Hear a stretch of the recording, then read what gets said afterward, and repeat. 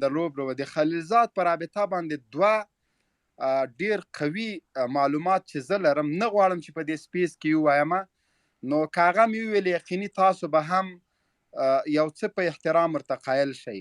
دا د مشرانو د خولې خبره ده چې ماته یې کړې ده، په هغه مجلس کې زه ناست وم.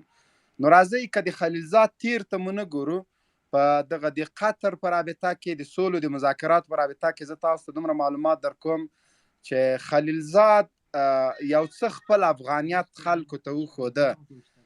امریکایانو سره ډېرې ستړې تېرې کړلې، ډېرې شپې تېرې کړلې، یعنې دا د مشرانو د خولې خبره د شپې تر 3 بجو پورې 4 بجو پورې داسې وخت راغلی د سهار اذان یې کړی د موږ او خلیلزاد به په میز ناست وو او د افغانستان په رابطه باندې به مو خپل دریځ پې باندې منه.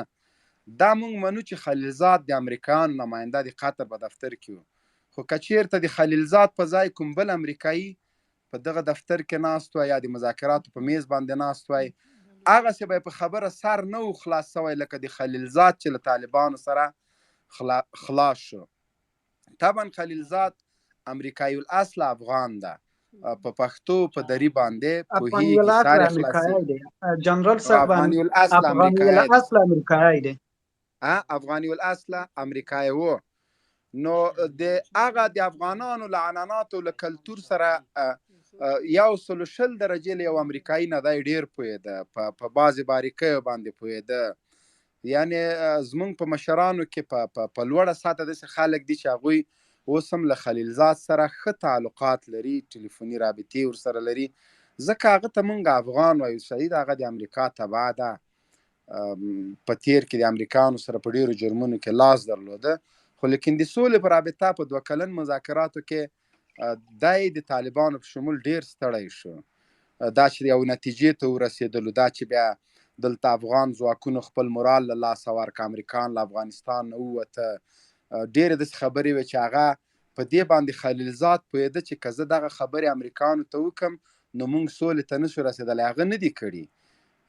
ځینې حساسیتونه و چې د امریکایانو په رابطه خلیلزاد پې پوهېده، د طالب له ادرسه هغه خبره بل رقم کړې ده، یعنې برعکس یې کړې ده چې کوم دته ښه ښکارېده چې په دغه ځای امریکایان قانع کولی سم، هغسې یې کړی ده.